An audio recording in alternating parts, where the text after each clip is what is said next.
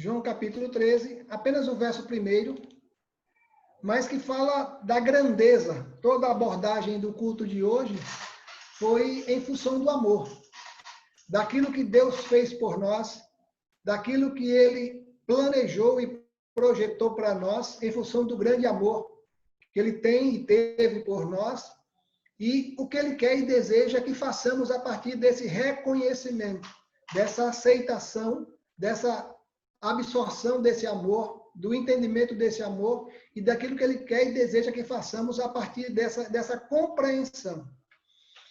Antes de ler o texto, só fazer uma abordagem a respeito desse capítulo 13. Esse capítulo 13, do capítulo 13 de João, do Evangelho de João, é quase um desenrolar dos últimos passos, dos últimos dias do ministério de Jesus aqui na Terra. Do capítulo 13 até o capítulo 17, é quase como um desenrolar da cruz, daquilo que estava reservado por Jesus. Se os irmãos tiverem cuidado de manusear as suas Bíblias, vão perceber que a cada capítulo novo, a partir do capítulo 13, Jesus, de alguma maneira, está mostrando aos seus discípulos que aquele tempo estava chegando ao fim. E aquilo era doloroso para Jesus e era, de alguma maneira, incompreensível para os discípulos. Era o final da vida de Jesus aqui na Terra e os discípulos, de alguma maneira, não entendiam nada daquilo que estava acontecendo. E é interessante como João, de alguma maneira, muito sabiamente, conduz todo esse processo. Desde o capítulo 13, em que Jesus mostra a importância do amor, dá o exemplo da submissão quando lava os pés dos discípulos, de identificar o traidor. No capítulo 14, Jesus começa a consolar o coração dos discípulos. Jesus termina no capítulo 17 orando por nós, na chamada oração sacerdotal, quando Jesus lembra ao Pai ou apresenta ao Pai as nossas vidas. Eu queria destacar apenas o versículo 1. E eu coloquei na nova versão internacional, e os irmãos vão poder acompanhar em suas Bíblias, nas suas versões. E diz assim: um pouco antes da festa da Páscoa, sabendo Jesus que havia chegado o tempo em que deixaria este mundo e iria para o Pai, tendo amado os seus que estavam no mundo, amou-os até o fim. Sabe, irmãos, eu fiquei impressionado com essa abordagem que João fala, desse amor até o fim. Essa abordagem que João, ou essa ênfase que João dá, a respeito desse amor sacrificial. Um amor que se submeteu, um amor que se deu, um amor que se entregou, um amor que não questionou. Encontro pelo menos 3 aspectos nesse amor manifestado e demonstrado por Jesus para nós.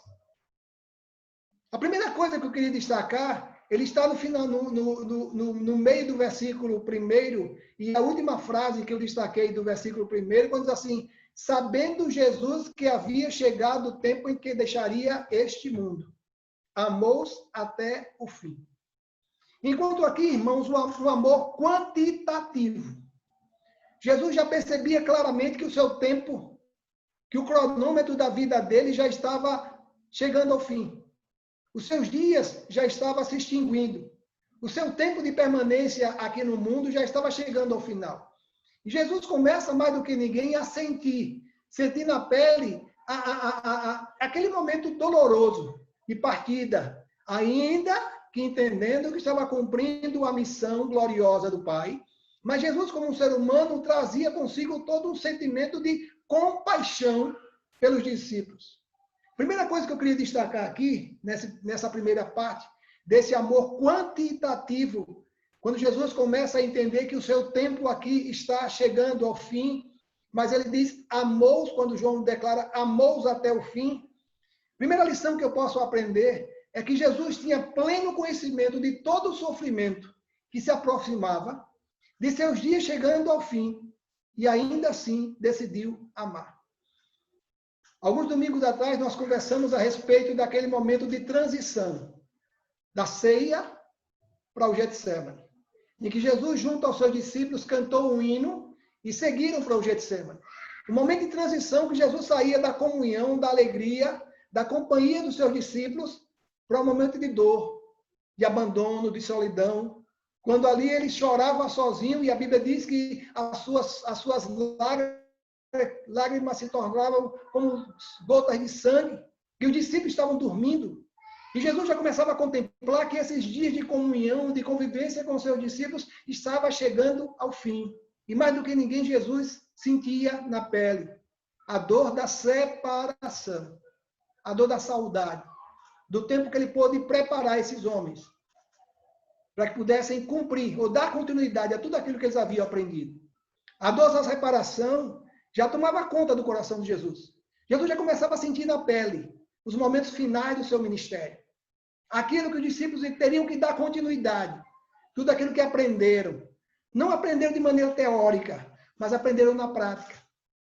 Sabe, irmãos, quando eu olho para esse amor sacrificial de Jesus, um amor que abriu mão do céu, como diz Paulo em Filipenses, amor abriu mão da glória de ser um Deus e baixou até nós, começo a imaginar todo o sofrimento que Jesus nutria em seu coração, nesse momento final do seu ministério. Quase como os últimos minutos daquele jogo, os minutos finais daquela vida. Alguns comentaristas bíblicos dizem, ainda que não haja nenhuma coerência, nenhuma concordância com os evangelhos sinóticos, quanto à sequência dos fatos, alguns comentaristas bíblicos dizem que provavelmente aí era por volta da quarta ou quinta-feira. Quarta ou quinta-feira, na véspera, próximo de Jesus ser preso, próximo da celebração da Páscoa, próximo de todo o sofrimento de Jesus. Então Jesus já olhava para frente e entendia que aquele momento, que aquele ministério, que aquela convivência saudável com os seus discípulos estava chegando ao fim. Se você observar lá no versículo 3, e mais uma vez eu vou ler na versão Nova Internacional, diz assim, Jesus sabia que o Pai havia colocado todas as coisas debaixo do seu poder e que viera de Deus e estava voltando para Deus. Aquele momento era o momento final. Jesus já sentia saudade da convivência com os discípulos, onde ele podia ensiná-los, onde ele podia transmitir os seus ensinamentos, muito mais com o seu exemplo, com a sua vida, do que com as suas palavras. Como aquele momento era doloroso para Jesus, porque ele conseguia contemplar tudo aquilo que os discípulos iriam dar continuidade. Sabe, irmãos, eu começo a imaginar todo esse sofrimento de Jesus hoje, pleno século 21, e eu fico imaginando para mim, digo isso para mim, o que eu tenho feito, o que eu tenho feito, para que possa compensar todo esse sofrimento de Jesus, um sofrimento de saudade, um sofrimento que entendia que estava chegando o fim do seu ministério aqui e que os discípulos precisavam dar continuidade a tudo aquilo que ele havia ensinado. É interessante, irmãos, quando a gente consegue perceber claramente essa luta, esse conflito que Jesus está vivendo. Todos nós conhecemos o conflito de Jesus no Getsemane. Pai, passa de mim esse cálice sem ter que eu bebo. Porque ele já contemplava a prisão, o julgamento, a condenação, a crucificação, o abandono, tudo aquilo que estava por vir. E tudo isso por amor a nós. Jesus travava uma luta entre a grandeza e o peso da sua missão. E esse momento foi de grande agonia para ele. Se você perceber, no capítulo seguinte, no capítulo 14, veja os versículos 3 e 4, o capítulo 14. Eu só vou ler a última frase do versículo 3 e todo o versículo 4 do capítulo 14. Diz assim, quando Jesus promete aos seus discípulos que ele ia para a casa do Pai, subiria, e ele no finalzinho do versículo 3 diz, vou preparar-lhes lugar. E se eu for e lhes preparar lugar, voltarei e vos levarei para mim, para que vocês estejam aonde eu estiver. Era um momento marcado pela saudade, por aquele momento todo que Jesus havia vivenciado, experimentado com os discípulos. Eu comecei a pesquisar a respeito da origem desse termo de amou-os até o fim. No grego, essa expressão até o fim é telos. T-E, acento agudo no E, L-O-S. Telos. E pode ser que, provavelmente, esse momento tenha sido compreendido como o termo cronológico. Jesus demonstrou o seu amor até o fim. Isso se confirma quando, nos momentos finais, quando Jesus está sendo crucificado, e ele usa a expressão testelai. E ele diz, está consumado. Aquele momento estava fechando todo um ciclo na vida de Jesus. Mas li a última frase do capítulo 13, verso 1, quando ele diz, amou-os até o fim. Primeira coisa que eu preciso aprender é que Jesus decidiu, nos amar com todas as suas forças, pelo pouco tempo que ainda lhe restava. Jesus sabia que ali estava se aproximando o fim. E mais do que nunca se aproximou dos discípulos e amou-os com toda a intensidade, porque sabia que o tempo estava se acabando, o tempo estava terminando. Mas encontro uma segunda lição. Se a primeira lição me leva a entender um amor quantitativo, um amor que usou o tempo suficiente para que pudesse cumprir a missão determinada pelo Pai, o versículo 13, a parte do meio, diz, tendo amado os seus, amou-os até o fim. Nesse sentido, já entendo um amor qualitativo. Jesus tinha pleno conhecimento do abandono que sofreria por alguns de seus discípulos, mas ainda assim decidiu continuar amando-os. Jesus sabia que Pedro ia negá-lo, que Judas ia traí-lo, que os demais discípulos iam abandoná-lo. Jesus sabia de antemão tudo isso, afinal de contas ele era Deus, ou ele é Deus, e era Deus. E Jesus sabia de antemão tudo aquilo que estava por vir. E aí é quando eu me impressiono cada vez mais com esse amor. Aí eu pergunto a você e pergunto a mim mesmo.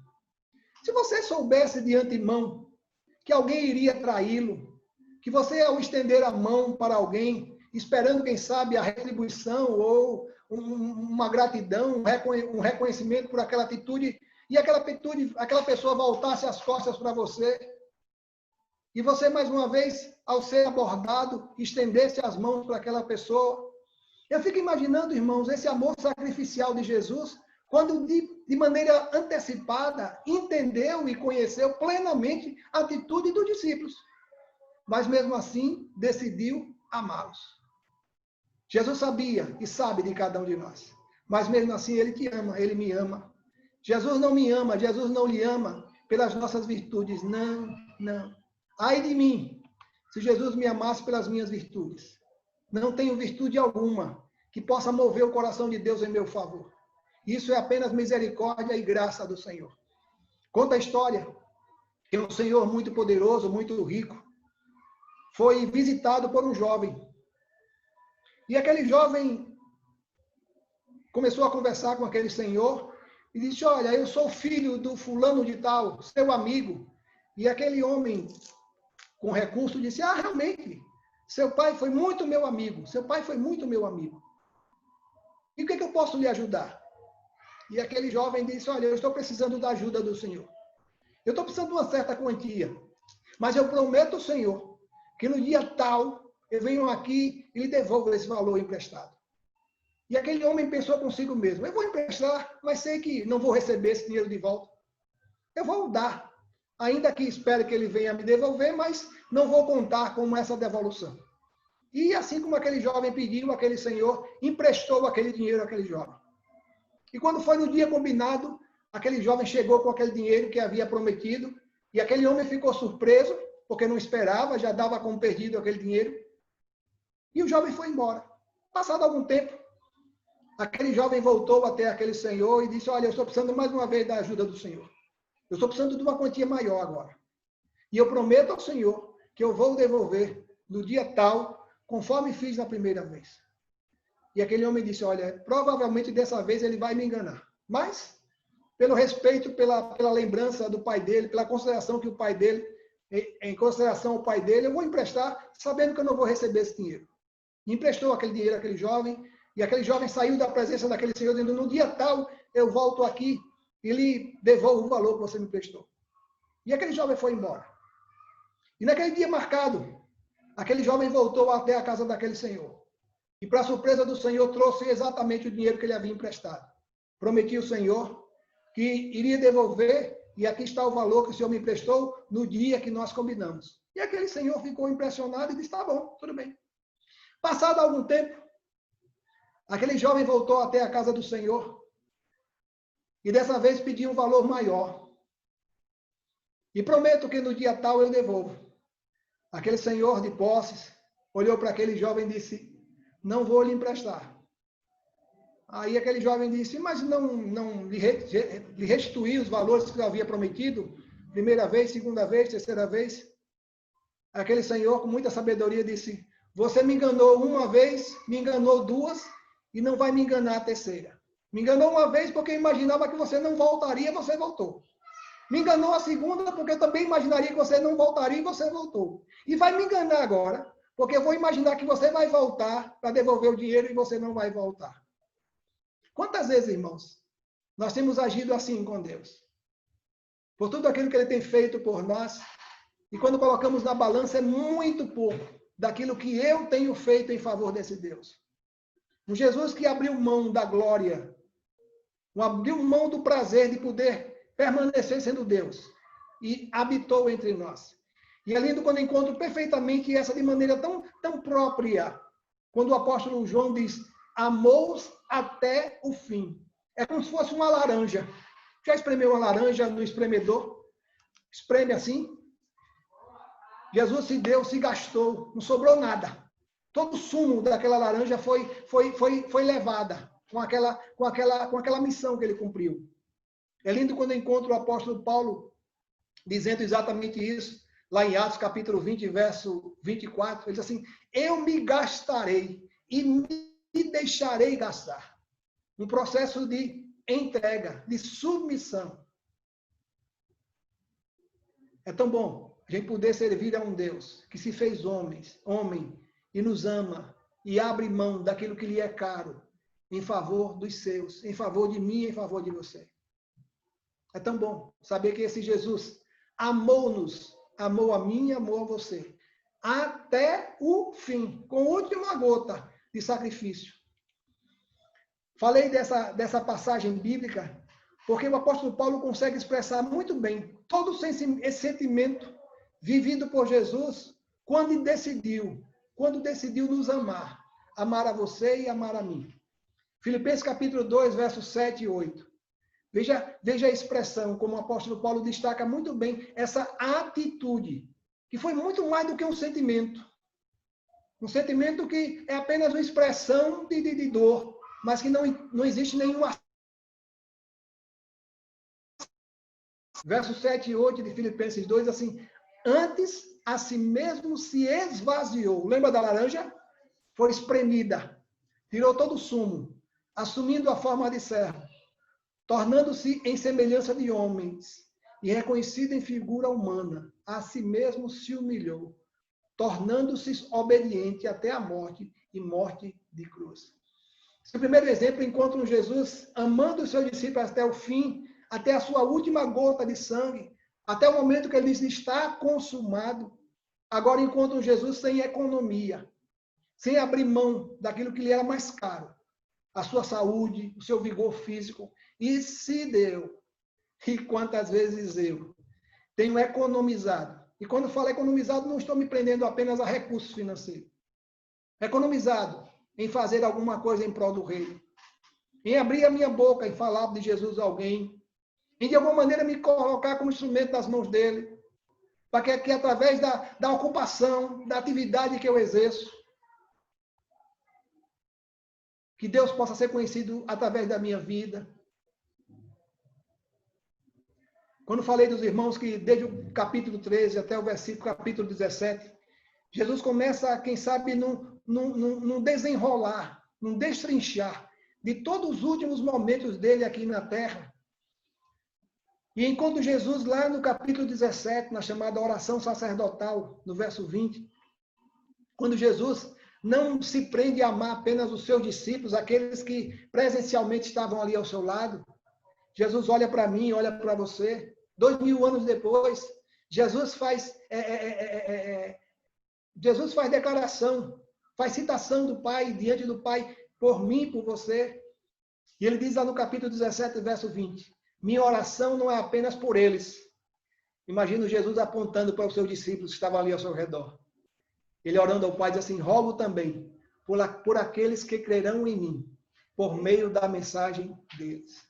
Esse evangelho que é compartilhado, que é multiplicado, que faz como, quem sabe, aquela pedrinha jogada no lago, aquela marolinha que vai alcançar lugares, vai alcançar pessoas. Onde ela vai alcançar, não podemos imaginar. Mas encontro nessa segunda lição um Jesus que decidiu amar-nos com todas as suas forças, e se entrega e se dá sem reservas. Se no primeiro exemplo encontra um Jesus quantitativo, agora encontra um Jesus qualitativo. Se no primeiro exemplo encontra um Jesus que amou até o último suspiro da sua alma, no segundo exemplo encontra um Jesus que deu até a última gota do seu sangue e do seu suor. Mas encontra uma terceira e última lição para o capítulo 13 de João, verso 1.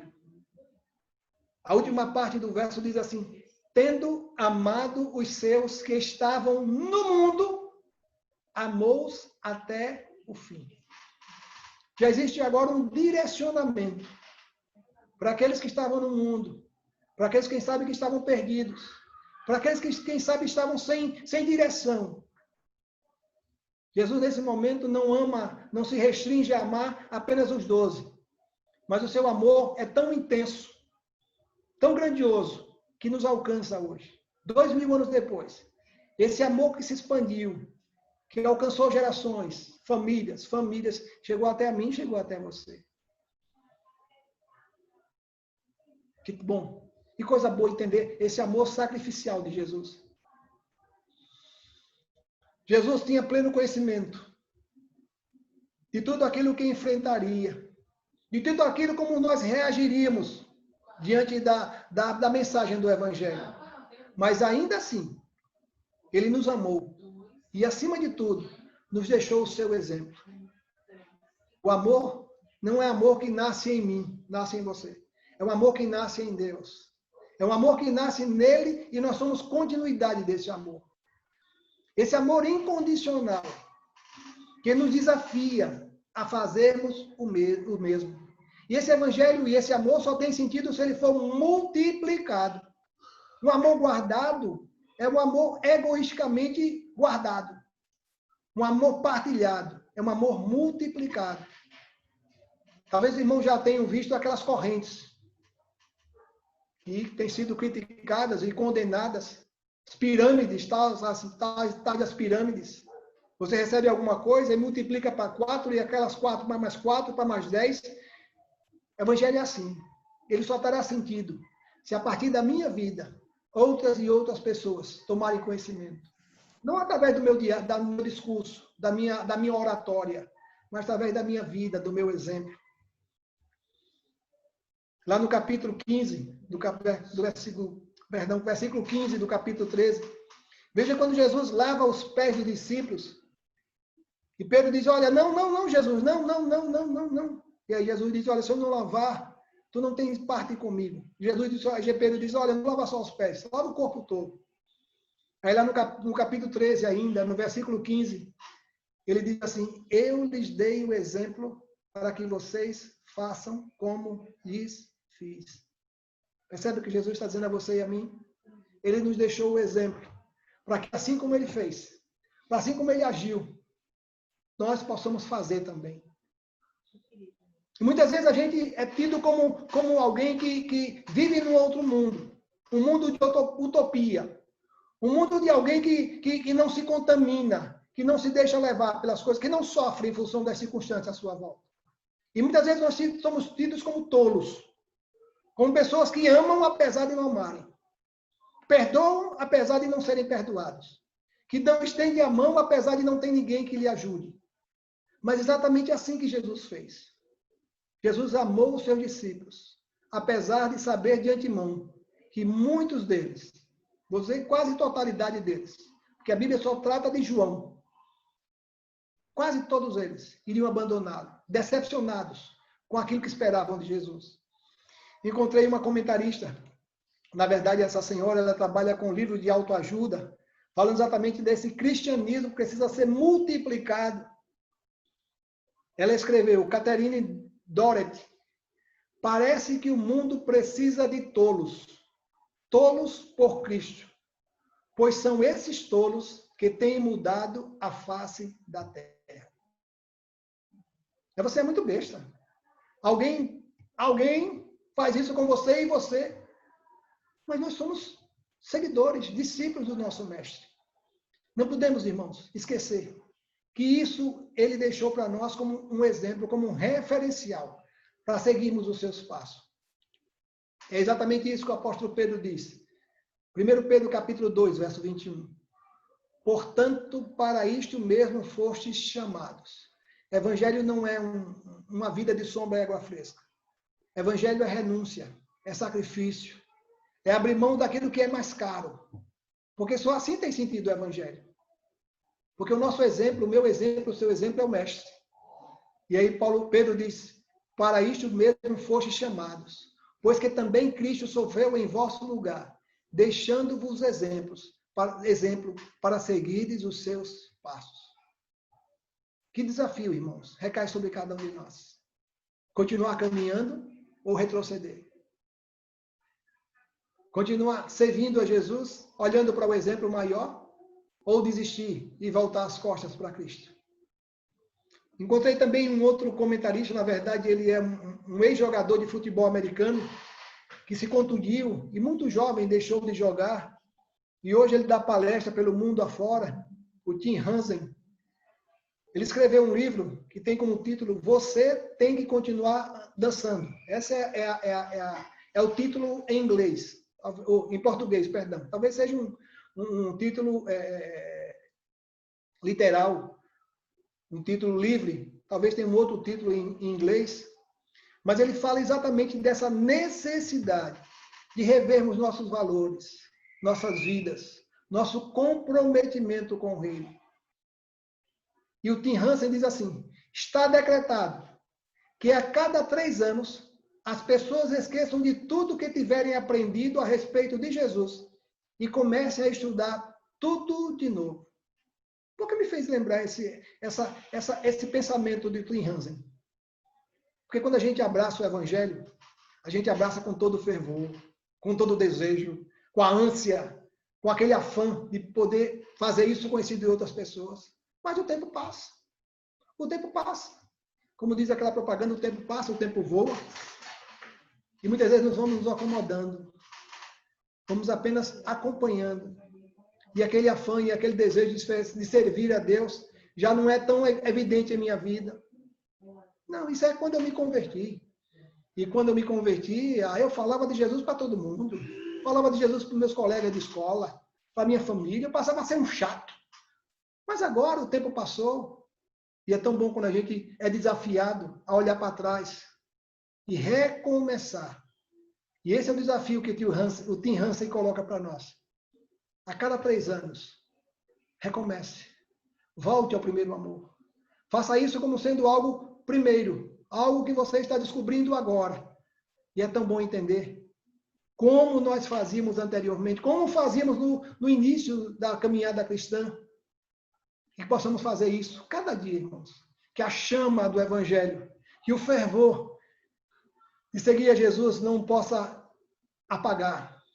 Que esse nosso ânimo não possa esmorecer.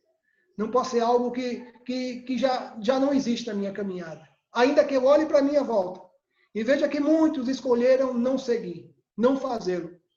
Que a minha atitude e que a sua atitude seja uma atitude diferenciada. E que decidamos seguir a Jesus. Porque ele deixou o exemplo. Para que através do seu amor sacrificial, nós possamos amar até os nossos inimigos. Porque é assim que ele nos ensina lá no Sermão do Monte. Orar pelos que vos perseguem, amar os que vos odeiam. Desafio que o cristianismo convida você e a mim a trilhar. Desafio esse que o mundo não entende, o mundo não aceita. Mas é exatamente assim Jesus nos convida a trilharmos esse caminho. Que Deus nos abençoe. E cada dia possamos ser desafiados a olhar para trás. E saber o que eu tenho feito. Não como vanglória. Não como presunção. Não como um diário. Não como um registro. Não. Mas entender aquilo que eu tenho feito em prol do reino, em prol do evangelho. Está agradando o coração de Deus? Cada um vai poder responder diante de Deus, diante de si mesmo. Que possamos rever nossos valores, nossas prioridades, nosso compromisso com Deus. E que tudo possamos fazer seja somente para a glória e a honra do nome do nosso Deus. Muito bom tê-los aqui conosco. Muito bom.